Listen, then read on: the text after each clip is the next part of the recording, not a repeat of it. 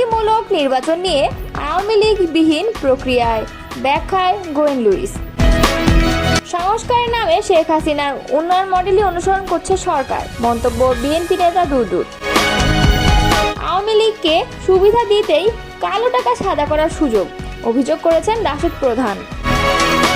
দেশে প্রথম ভারত বিরোধী আন্দোলনের সূচনা বিএনপির হাতেই, দাবি যুবদল সভাপতির। এতক্ষণ শুনছিলেন সংবাদ শিরোনাম, এবারে বিস্তারিত। নানা অপকর্মের অভিযোগে এবং বিভিন্ন মহলের দাবির মুখে আওয়ামী লীগের রাজনীতি নিষিদ্ধ করেছে অন্তর্বর্তী সরকার। দলটির নেতাদের বিচার কাজ শেষ না হওয়া পর্যন্ত এই নিষেধাজ্ঞা বহাল থাকবে। এমন পরিস্থিতিতে প্রশ্ন ওঠে, বাংলাদেশের অন্যতম রাজনৈতিক দল আওয়ামী লীগকে ছাড়া নির্বাচন পুরোপুরি অন্তর্ভুক্তিমূলক হবে কিনা। এ নিয়ে কথা বলেছেন ঢাকায় জাতীয় সংঘের আবাসিক সমন্বয়ক গোয়েন লুইস। বুধবার জাতীয় প্রেস ক্লাবে কূটনৈতিক বিটেক্স সংবাদের সাংগঠনিক ডিক্যাবের এক অনুষ্ঠানে এই কথা বলেন তিনি। আওয়ামী লীগকে নিষিদ্ধ করার বিষয়ে এক প্রশ্নের জবাবে গোয়েন লুইস বলেন, এই প্রশ্ন সরকারকে করতে হবে এবং সরকারকেই জবাব দিতে হবে।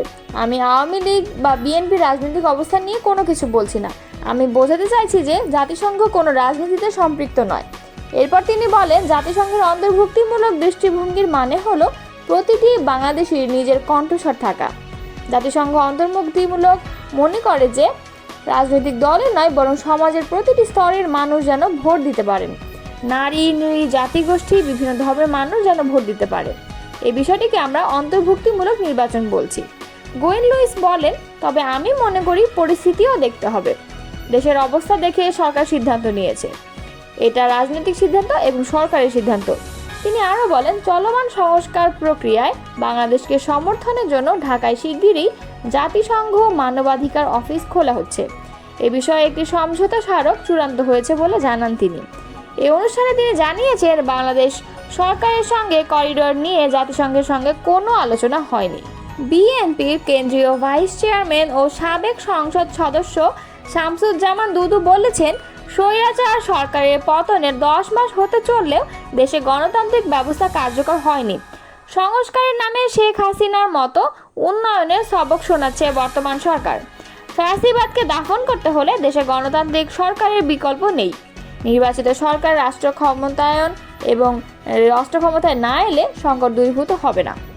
বুধবার দুপুরে নারায়ণগঞ্জের ফতুল্লার কাঠের পুল এলাকায় মৎস্যজীবী দলের উদ্যোগে বিএনপির প্রতিষ্ঠাতা সাবেক রাষ্ট্রপতি শহীদ জিয়াউর রহমানের 44তম শাহাদাত বার্ষিকী উপলক্ষে আয়োজিত আলোচনা সভা মিলাদ ও দোয়া মাহফিলের প্রধান অতিথির বক্তব্যে এসব কথা তিনি বলেন।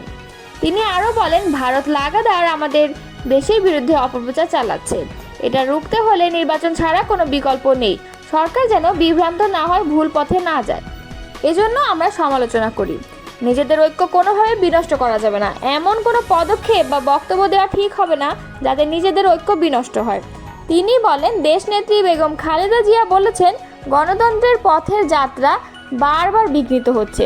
আমাদের চেয়ারপারসন তারেক রহমান বলেছেন, নির্বাচনের কোনো বিকল্প নেই। নির্বাচন ছাড়া গণতন্ত্রের উত্তোলন করা যাবে না। আজকের শহীদ জিয়ার 44তম শাহাদাত বার্ষিকীতে আমার একটি কথা, এই সরকারের সঙ্গে আমরা আছি, বিএনপি আছে, কিন্তু সরকার যাতে বিভ্রান্ত না হয়, ভুল পথে না যায়, সেজন্য আমরা তাকে স্বাভাবিক গ্রহণযোগ্য পথে আনার জন্য সমালোচনা করি। এই সরকারকে অবশ্যই জনগণের পথে থাকতে হবে, দেশের পক্ষে থাকতে হবে, গণতন্ত্রের পক্ষে থাকতে হবে, স্বাধীনতার পক্ষে থাকতে হবে। আর হাজার হাজার শহীদ আমাদের ছেলেমেয়েরা রক্ত দিয়ে গণতন্ত্র ফিরিয়ে এনেছে, স্বৈরতন্ত্র পতন ঘটিয়েছে। তাদের বিচারের ব্যবস্থা করতে হবে। এছাড়া মুক্তির কোনো দ্বিতীয় পথ নেই। মৎস্যজীবী দল মহানগরের আহ্বায়ক জাহাঙ্গীর আলম রতনের সভাপতিত্বে ও সদস্য সচিব নাসির উদ্দিন জাহান সাগরের সঞ্চালনায় আরও বক্তব্য রাখেন মৎস্যজীবী দল কেন্দ্রীয় সাবেক সদস্য ও সচিব আব্দুর রহিম। জাতীয় গণতান্ত্রিক পার্টি জাগপা সহ সভাপতি ও দলীয় মুখপাত্র রাশেদ প্রধান বলেছেন, বাজেটে কালো টাকা সাদা করার সুযোগকে আমরা ঘৃণা ভরে প্রত্যাখ্যান করছি। এই সুযোগ কাদের জন্য? দেশকে লুটপাট করে খাওয়া আওয়ামী লীগ ব্যতীত আর কার কাছেই বা কালো টাকা আছে? তিনি বলেন, বৈষম্য দূরীকরণের আন্দোলন থেকেই গণ অভ্যুত্থান রচিত হয়। আমরা আশা করেছিলাম গণ অভ্যুত্থান পরবর্তী সরকার কর্মসংস্থান নিয়ে বিশদ পরিকল্পনা প্রকাশ করবে, কিন্তু সেই হাজারো চাকরি প্রত্যাশী ও 27 লাখ শিক্ষিত বেকার যুব সমাজের জন্য আলাদা কোনো ঘোষণা নেই। বুধবার বিকালে পল্টনস্থ শফিউল আলম প্রধান মিলনায়তনে যুব জাগপার সাংগঠনিক সভায় তিনি এসব কথা বলেন।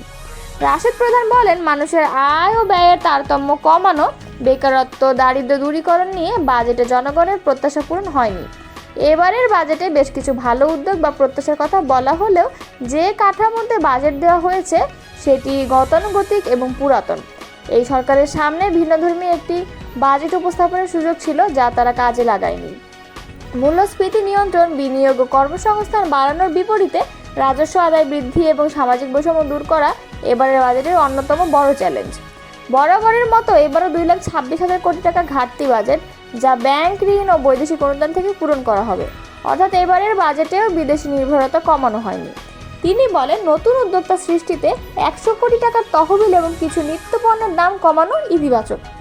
জুলাই বিপ্লবে শহীদ ও আহতদের জন্য 405 কোটি টাকা বরাদ্দকে স্বাগত জানাই, তবে তা সঠিকভাবে ব্যবহার করতে হবে।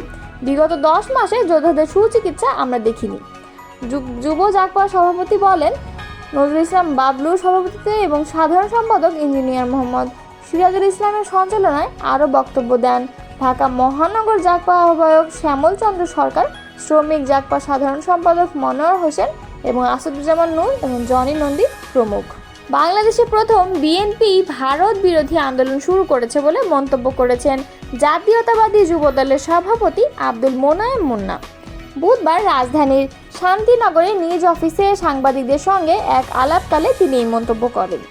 বিএনপি ভারতকে খুশি করার জন্য ডিসেম্বরে নির্বাচন চায়, এমন প্রসঙ্গে যুবদল সভাপতি মোনায়েম মুন্না বলেন, বাংলাদেশে ভারত বিরোধী আন্দোলন আমরাই প্রথম করছি, কিন্তু ভারতের আগরতলায় অবস্থিত বাংলাদেশের উপদূতাবাসে হামলার পর কেউ কিন্তু লং মার্চ করেনি। আমরা যুবদল, স্বেচ্ছাসেবক ও ছাত্রদল লং মার্চ করেছি।